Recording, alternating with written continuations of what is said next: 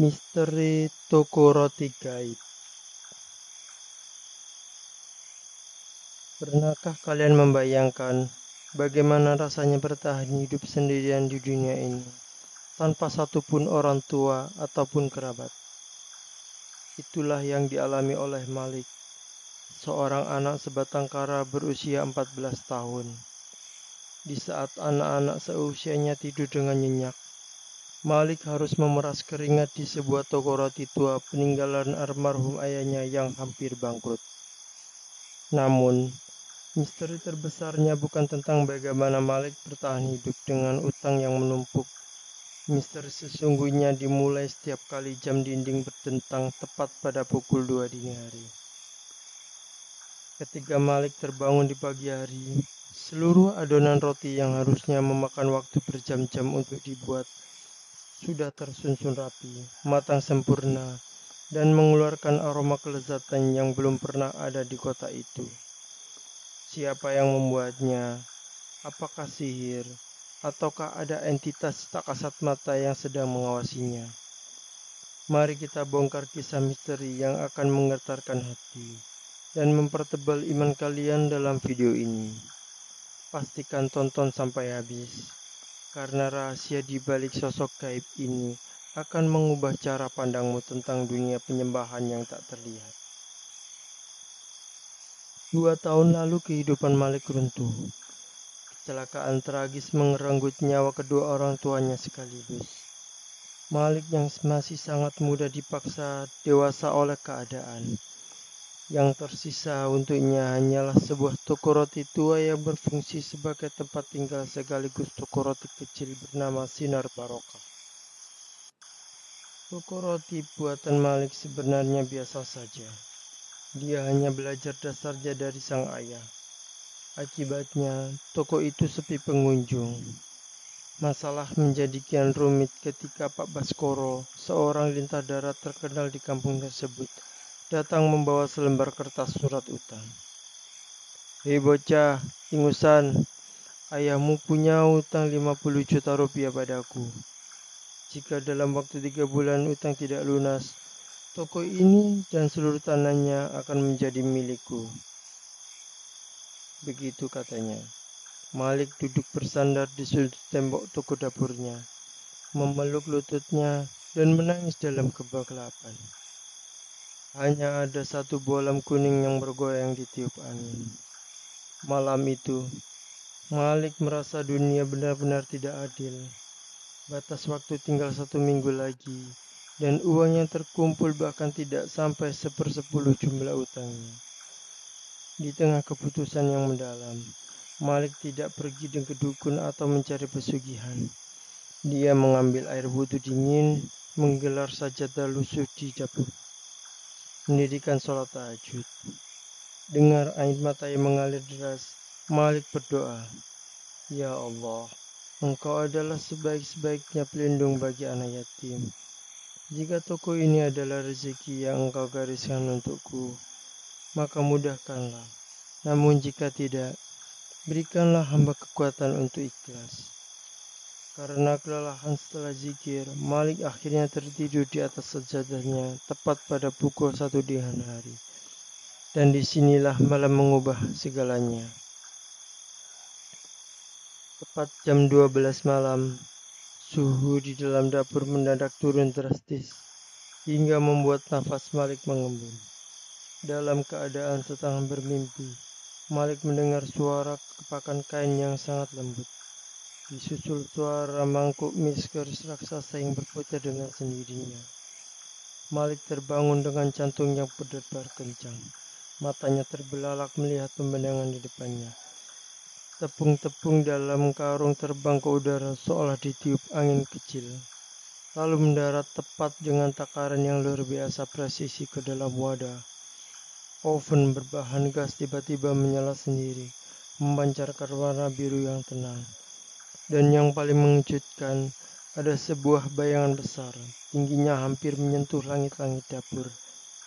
Diselimuti cahaya putih, keperakan yang redup. Sosok itu tidak memiliki wajah yang jelas, namun memancarkan aura yang sangat menenangkan. sama sekali tidak menyeramkan. Malik bergetar hebat, bibirnya keluh. Dengan sisa-sisa keberaniannya, dia membaca ayat kursi dengan suara terbata-bata. Allahu la ilaha illa huwal hayyul qayyum.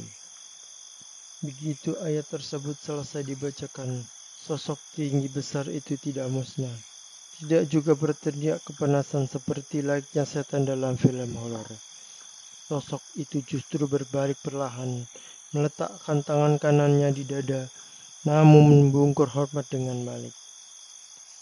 Dari arah sosok tersebut, terdengar suara-suara yang sangat berat, menggema, namun begitu santun dan damai. Assalamualaikum wahai pemuda yang saleh. Janganlah engkau takut dan janganlah engkau hentikan bacaan ayat suci Al-Qur'anmu yang indah itu. Malik tertegun. Rasa takutnya mengecup secara misterius, digantikan oleh rasa hangat yang menjalar di dadanya. Dengan suara bergetar, Malik menjawab doa tersebut. Waalaikumsalam. Siapa kamu? Apakah kamu hantu penjaga toko ini? Sosok itu tersenyum, atau setidaknya auranya terasa melembut. Dia kemudian menjelaskan jati dirinya. Aku adalah salah satu dari golongan jin yang telah menerima hidayah Islam. Pada zaman kakekmu dulu, namaku adalah Syakir. Kami adalah bangsa yang hidup berdampingan di dimensi yang berbeda denganmu. Jin muslim bernama Syakir kemudian menceritakan alasannya mengapa dia menampakkan diri dan membantu Malik. Ketahuilah, wahai Malik, ayahmu dulu adalah seorang yang sangat baik. Semasa hidupnya, dia sekali membuat roti di dapur ini. Tidak pernah lupa membaca basmalah dan menyisihkan sebagian rezekinya untuk sedekah secara sembunyi-sembunyi. Setiap kali dia mengaji di malam hari, aku dan keluargaku dari bangsa jin turut duduk di sudut dapur ini untuk mendengarkan lantunan ayat sucinya. Syakir melanjutkan, dia merasa berbeda dan sedih melihat penderitaan Malik. Anak dari orang yang dulu selalu memberikan ketenangan bagi kaumnya melalui bacaan Al-Quran. Allah mendengarkan doa tahajudmu malam ini, Malik. Allah mengizinkanku untuk menjadi perantara jalan keluar bagimu. Aku tidak akan memberhentimu emas kekayaan instan secara sihir, karena itu dilarang dalam syariat kita. Namun, aku akan membantumu menggunakan keahlian yang diajarkan kaumku untuk meracik resep roti terbaik yang pernah ada. Sejak malam yang penuh misteri itu, kehidupan Malik berubah total. Setiap malam, Jin Syakir membantu mengaduk adonan dengan teknik khusus yang membuat serat roti menjadi sangat lembut. Syakir menambahkan campuran aroma dari tumbuh-tumbuhan alami yang membuat siapa saja yang menghirup aroma dari jarak 1 kilometer akan merasa lapar. Dalam waktu 3 hari, berita tentang roti ajaib sinar barokah menyebar ke seluruh penjuru kota.